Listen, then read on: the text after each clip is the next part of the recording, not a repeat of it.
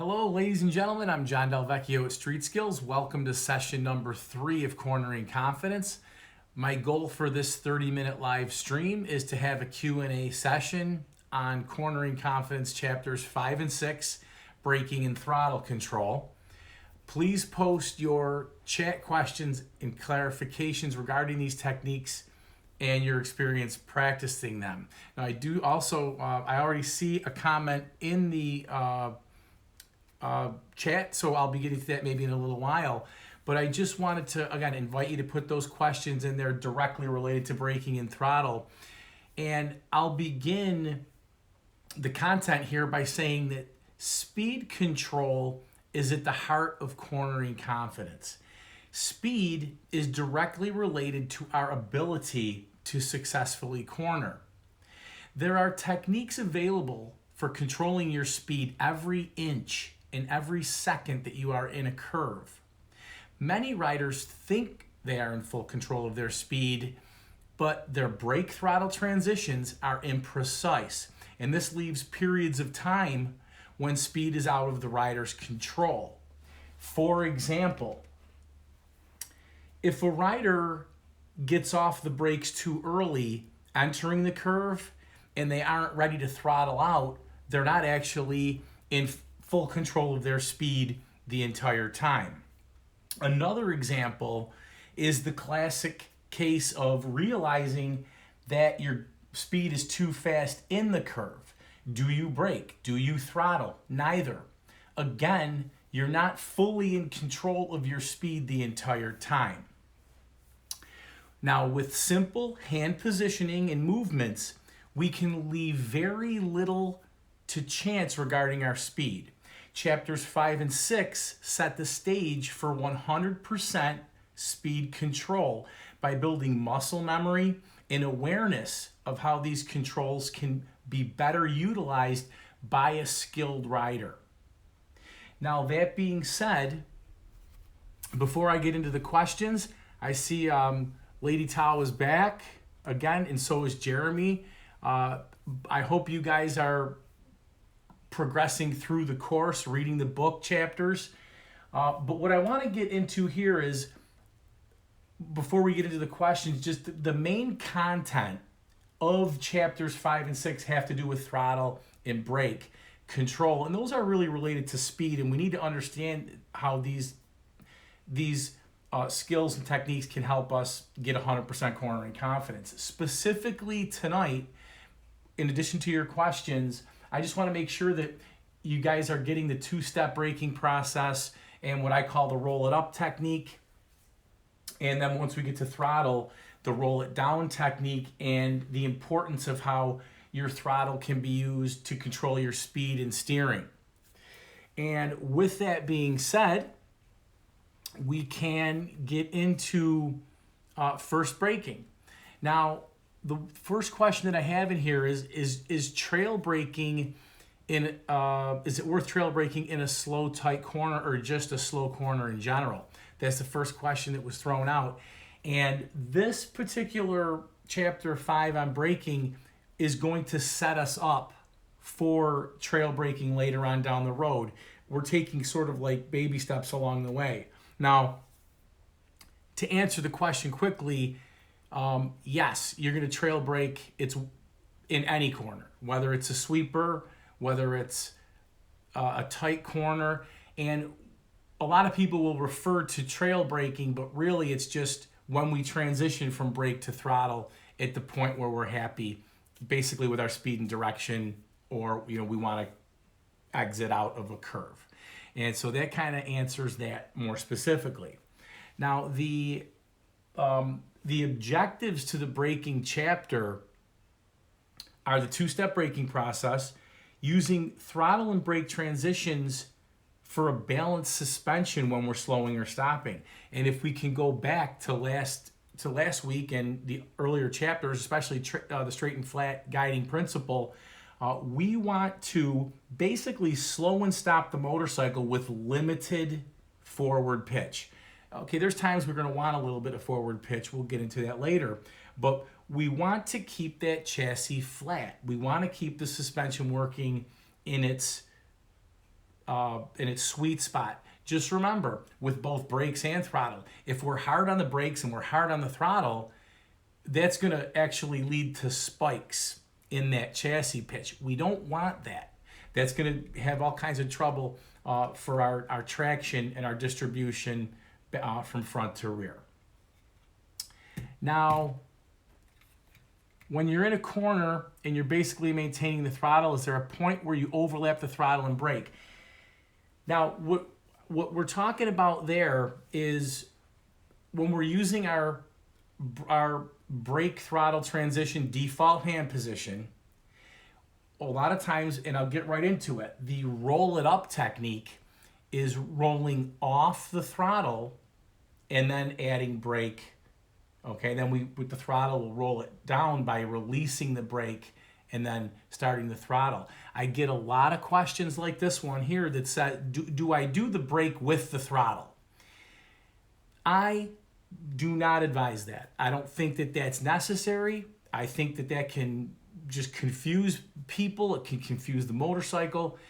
You might hear other experts say you want to use a little brake and a little throttle. What I have found when I'm teaching to roll it up in the roll it down technique, it works best if I close the throttle before beginning the brake and then release the brake before rolling on the throttle.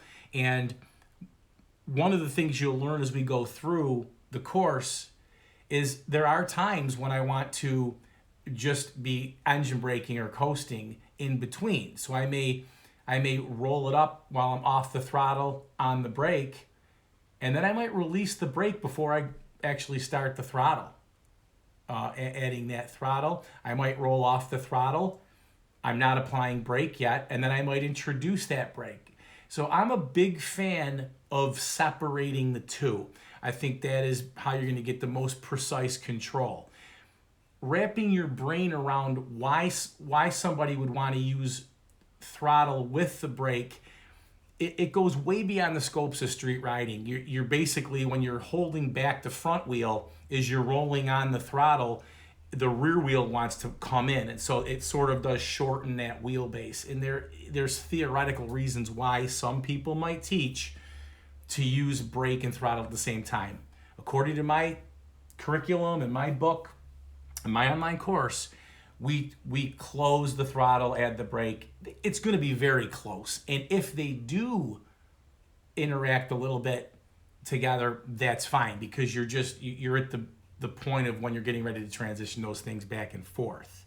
And I hope that really answered your question. Now, the first thing that I think is really important is that two-step brake process.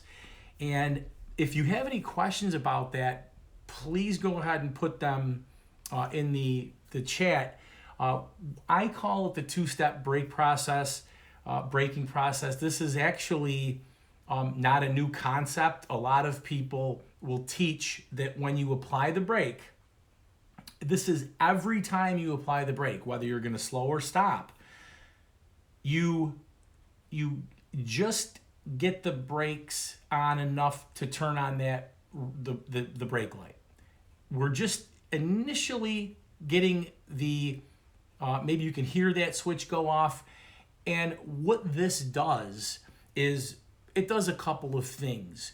Most importantly, if we tap on that brake lever just a little bit before we bring on more stopping power is needed, that would be the second step.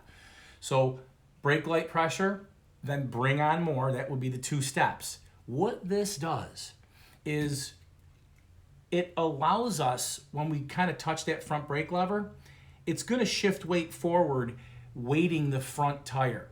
And as you may have seen in the book or in the online course or one of my courses I've taught before, is that you want to weight a tire before fully trusting traction. If I use just a one step and I reach, even if I just make it a sort of a nice swift grab, that might not tuck the front wheel, but it may not give you that nice thick contact patch in the front where your weight has been pressing in there. Another reason why we want to use the two-step brake process is that we can work up to traction limits easier if we have consistent traction. And if we grab too quickly on those brakes and we don't allow forward pitch or allow those parts to come together, we could easily surpass the amount of grip we can get up on the front wheel. So there's no downside to using the two-step braking process. We get that brake light on, and then we bring out more pressure as we go. The rear brake should be applied the same way, a slight little tap, and then more as you need. However, it's not as important to two-step because on the rear, because remember, as you pitch forward, there's less contact patch on the rear. It's easier to skid the rear if we use too much rear brake. So there's other tricks you can do with that. You can adjust your brake pedal lower so that you really have to extend that foot. There's other tricks that we could talk about there, but primarily with this, we're talking about the two-step braking process on the front. Any other questions about that? I also like to get into what do you guys think of either the number of fingers, 2 or 4? Does anybody use 3 fingers? Do you use front brake only, rear brake only, both together? What's people's thinking on that? So you can go ahead and perhaps make a comment on that. And that's really the gist of the braking. Okay, so there's one other objective that I put in there, and that's to use lighter, longer braking. And I learned this, in the Champions Riding School, basically that it kind of jived with what they were telling me, and it kind of followed along with my flat principle that if we apply the brakes for a longer distance but lighter pressure, we're going to get less chassis pitch than if we wait till the last minute and then jam on the brakes. And as a driver ed teacher, I've been using this lighter, longer also to teach my teenagers how to drive cars in the snow and on slippery surfaces. We can use lighter brake pressure over a longer distance, and that's going to help us keep that chassis more balanced. And so that's kind of another thing that you want to think about in this chapter. So Jeremy's been reading Sport Bike Riding Techniques, practiced on the rear brake, trail braking into corners. What is the difference in effects on your bike though? Trail braking is coming. That's kind of like the capstone. That's the end of this program, and we're working our way there. Now, but to answer that question, Jeremy, we don't want to use rear brake to trail brake. You're going to hear people say that they swear by it. They use only rear brake, or when they trail brake into a turn, if they carry their brakes into the corner, they do rear, some, or it's the only one that they use. Well, that can be really dicey, because what happens is if we carry our rear brake into the turn, we're slowing, and now we could be raising the contact patch out. We can lose the rear. So engine braking, okay, just releasing the clutch lever in gear without throttle, coasting as I also call it, that is similar to a rear braking scenario. And we're trying to, I guess, limit that pitch forward by using the flat principle, but rear brake is a trail braking technique, is just it's dangerous in my opinion and experience. I've run into trouble with this myself in between when I was learning that trail braking isn't rear brake, that it was really front brake and trailing and tapering off your brakes as you get to the apex. Once I got the concept down correctly, then I realized that no, I don't want to use that rear, and it's you gotta watch it. So as you practice the chapter 5 braking techniques, it does apply to the rear, but we're focused more on building muscle memory for front brake use. I usually use 2 fingers and use the rear brake while slowing down. I may have touched upon this before, and I will say it again. In traffic, you should be using both front and rear brake. And the number of fingers that you choose to use, whether it's 2 or 4 or 3 or whatnot, is completely personal preference.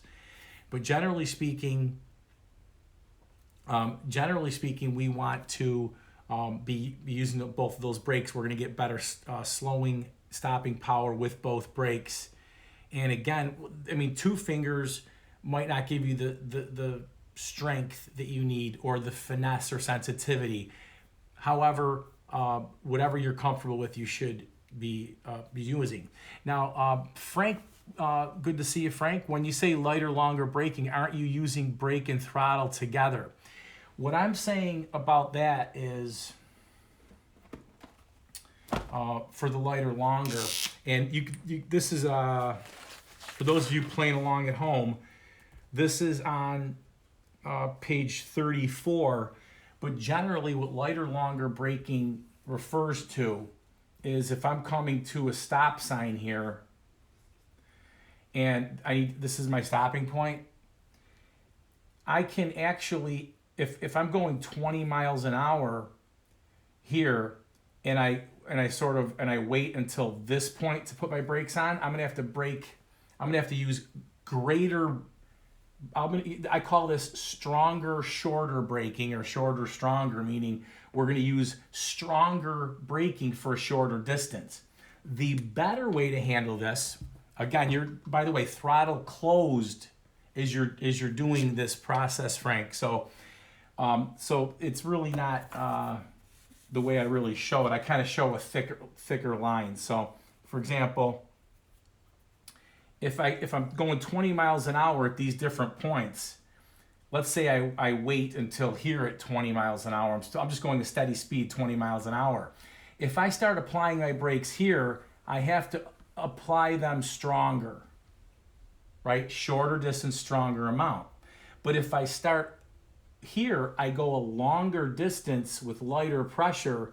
Let's just say these 2 lines add up to the amount of braking pressure needed.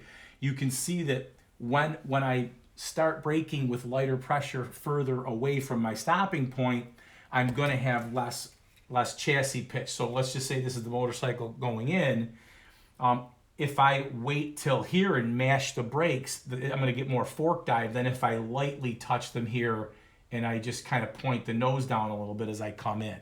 So that's what I'm referring to on that. So again, it would be a closed throttle in either situation. How can you use lighter, longer braking when you are braking? You roll off the throttle. Yeah, exactly. That throttle is closed in this particular situation. When I talk about it in a corner, Frank, so I do talk about this later when we get into cornering, but with that particular scenario, let's say this is the entry point of the turn. Instead of getting to this point and mashing on the brakes, we might start back here with a lighter pressure. And of course, when we learn about trail braking later, we might actually carry these sort of into the corner as well, past, it could be we brake to this far, into the corner. Maybe right here where it's kind of like a similar size of stripe. Okay, but you're going to get more fork dive if you wait, is basically what this says there. So that's how we could apply it to the corners, which comes in later. Yeah, so Roscoe said, in other words, you're easing into your brakes, right? So this is a major thing with the braking that I like to convince people of. If you're riding with someone, okay, if you're following somebody into this turn and they wait until here to turn on their brake light, if this is where they start to brake, okay, this is like when they start their brake light, they're going to have to really get on those brakes to stop. So people think, well, if I'm not charging the corner, if I'm not flying into this curve, I'm less of a rider. That couldn't be further from the truth. We want to use that slight that slight pressure as far as we can. I mean, we don't want to be, a quarter mile away using our brake, but we want to limit that forward pitch so that we can have that more stable, stable chassis. Because think about this: if I wait until here and then I get on those brakes really hard, we are not Marc Marquez. We cannot get that rear tire off the ground and still steer that motorcycle and make it through. If we're in the twisties and we lose that rear tire, it's over. Okay, it's very difficult for a normal rider to recover from a rear tire skid leaned over in a turn.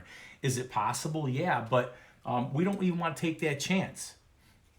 And so that's why we want to think about keeping that chassis flat as we're entering. Jeremy says ride your own ride. See, now that's a great piece of advice. Ride your own ride. And I think the older riders, not the bolder riders, kind of follow that mantra of, ride your own ride. But what ends up happening is, Jeremy, unfortunately, people think they are riding their own ride. Okay, they think it's normal to have a little bit of apprehension into a corner, and so riding your own ride, it's hard to really describe what is your own ride. How should you ride? So all I can say is to go back to Ty Frank with Jeremy's there, ride your own ride. And then, lighter, longer. Yeah, I mean, if it means people are going to pull away from you because somebody waits, if they mash on their brakes here at the end, but you're still kind of slowing into the turn and they take off, fine, let them go. Remember, they could be riding at a risk level that you don't want to take. Okay, you want to keep that chassis flat.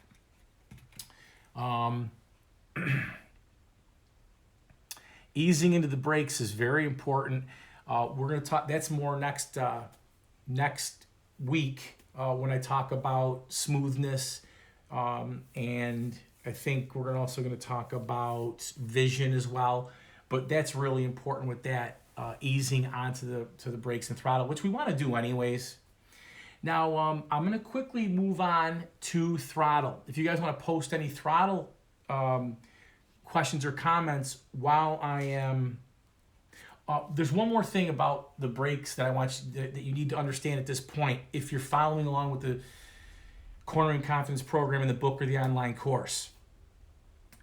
Releasing the brake is probably as important or more important than getting the brake light pressure as your initial first step. I debated on calling the braking process a 3-step process, where brake light, more pressure, and then release the brakes as gently as you applied them. That is probably one of the biggest things you guys can work on this week while you're working on your braking.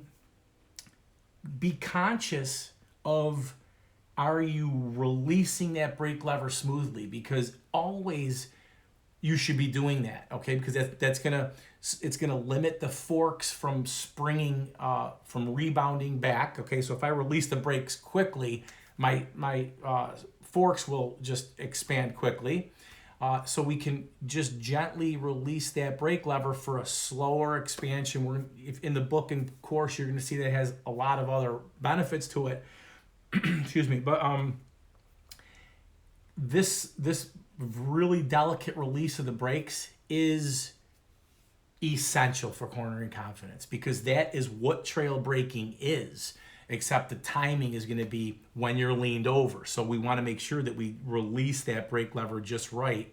And we also, at the end of the course, we talk about how to maybe reapply and then release the brakes multiple times in the same curve. Again, that takes us down a little bit past today's content, but you do want to think about releasing that brake lever just as smoothly as you put it on. All right. Now, hard to believe it's 7:55 already. Yeah, now Every rider should read and watch Twist of the Wrist too. I do agree with that. You can get different perspectives from that as well. What exercises would I recommend to maintain a steady, gentle, and smooth acceleration and deceleration? All I can say about that, lady, is whenever you are doing something with the controls, you can do things quickly, but you got to do them also nice and smoothly and calculated. Okay, take your time to do things quickly. So what I would say, just lady Tao, is what you want to do is just everything you do should be gentle. In the brake throttle transitions, the secret weapon that is designed to help you be smooth. Okay, try and understand the lighter, longer braking. When you start to brake, you're rolling off the throttle completely correct. Yes. So how can you go lighter and longer? Okay, so the lighter has to do with your brake pressure, right? Now, as I come in, let's say I'm entering this turn. And I want you to look, these are two separate riders, Frank. This is rider 1 and rider 2. Rider 1 is, let's say he's closed his throttle, but he hasn't applied the brakes yet. He's engine braking in here, and then goes hard at this point, uses a strong braking power here. That's going to make the forks dive. The same rider, let's say, closes his throttle here, but applies a little bit of brake pressure. In both instances, let's say that the throttle is closed at this point here. Okay, so let's say the rider comes, these two riders both come in, they're both kind of on their throttle here, but when they get to this point, they're off the throttle, engine braking. This particular person will be engine braking, and then they go hard on the brakes. When this person is just doing a lighter touch along the brake, remember, they're not squeezing as hard as this person here. And what that's going to do is the person on the top here, their motorcycle will tip a little more forward bias, where this person, once they get on those brakes harder, it's going to do more fork dive. Okay, and that's where we can get in trouble with this chassis not being flat. It's crazy how it's already been 27 minutes. The problem is I don't want these things to go too long. Nobody likes to sit through, an hour worth of video usually. One quick tip is I'm telling people watch them at 1.5 speed, maybe even 2 times speed, all my videos, because you can really kind of chew through the content, what you want to hear, and you catch everything. I almost listen to everything now at 1.5 when it's podcasts or videos on YouTube, because you can basically still follow along quite nicely. Just a nice little tip for you there. Now, throttle, this was also a big one here. Good, Frank. And you did comment, thanks, got it. But I'm always available to answer an email or to help you out. The book's there. It could, the online course, these things can help you out. But I want to make sure people get it. And the way I look at it is, this is, I taught the MSF course for 10 years. I whittled down my school street skills to this curriculum, this book. I'm spending all my energies teaching this curriculum, so that people can arrive at the end trail braking and doing a few other things that are instrumental for cornering confidence. And so it's always going to come back to making sure people get what these objectives are. Now, so just practice these things when you're out there for brakes. Now, throttle's a little different because, with throttle, we want to use our brake to throttle transition to effectively control our speed and direction, our speed and our steering. Everybody knows that throttle controls your speed, right? But what a lot of people don't really think about, if you forced somebody to think about it, they could come up with this information, but most people, they don't realize how the throttle steers the motorcycle. Now, if I come into a curve and this is my line, at this point in the curve, if I maintain that throttle, I will maintain this arc. But if I roll on the throttle here and the lean angle out, everything stays the same except my throttle, that will force me out. If I roll off throttle, that will bring me in. It will close my line. And one of the biggest things we need to understand is that our speed is equal to the cornering radius or the arc that we take. Now, most people, when they consider their throttle, let's say I'm on my throttle here, but I realize it's sending me wide, I can close the throttle before I even need to use brakes, and that's gonna sharpen my arc, and it's gonna bring me maybe more inside, so I don't lose my direction into the oncoming lane. But a lot of times we're leaned over, and we might be coming from this direction. Let's say I'm coming from here, and I see I'm getting too close to this line. I can add throttle here. Okay, I mean, I can add more than I might normally because I want to really widen that line out there. And so what I'm trying to ask people to think about with the throttle is, let's say I'm using the secret weapon. Okay, I roll off the throttle closed, I'm on the brakes.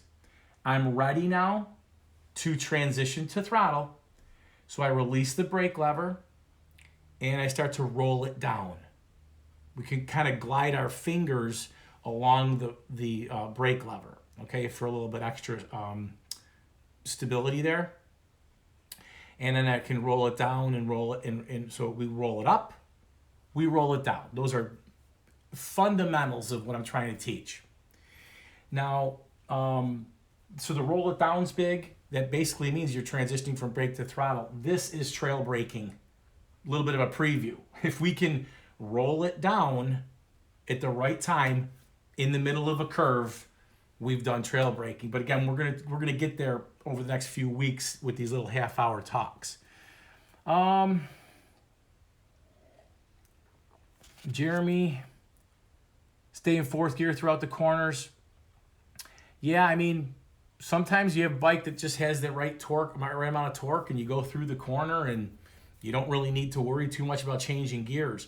Other times you might be too high a gear, it's not responsive enough, or it's too responsive, but we'll talk more about that smoothness next week. Does it matter which way I do it, and would one of those ways be better for learning than the other? So depending on how you feel, well, sometimes Jeremy, you're feeling more energetic, you want to shift the gears more.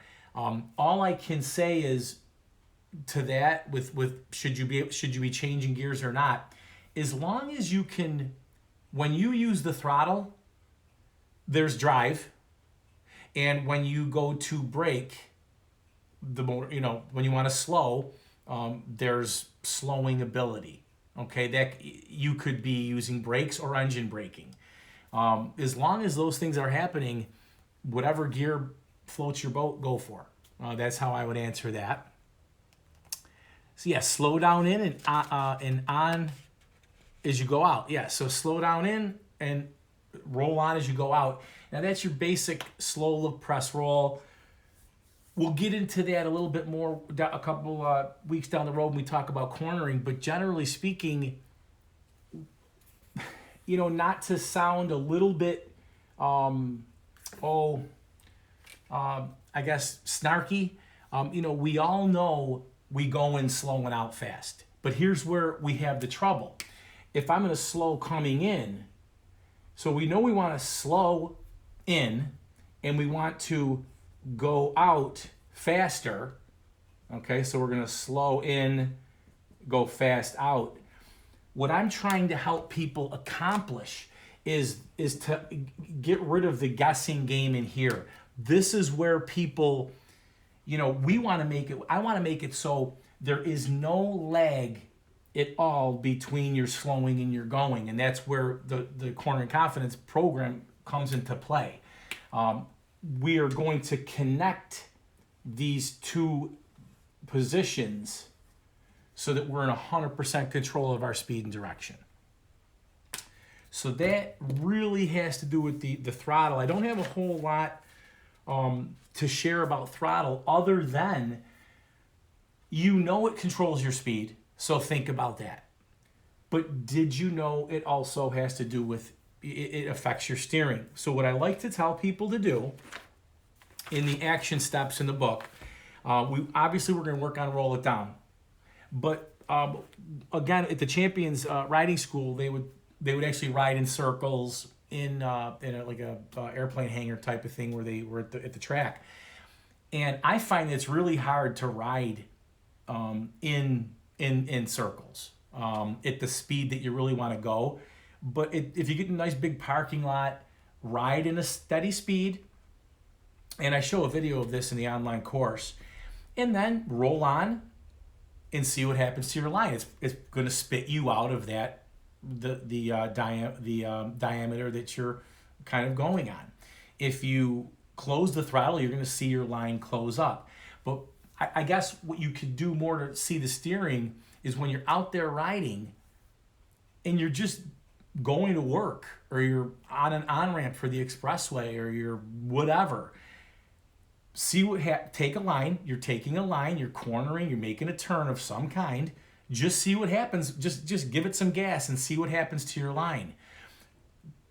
Chop the throttle, see what happens to your line. I mean, obviously we don't want to do that to the point where we're going to be abrupt. Okay, that wouldn't be proper technique as I'm teaching it, okay? But close, roll off, roll on as you're leaning. You're going to see your line change.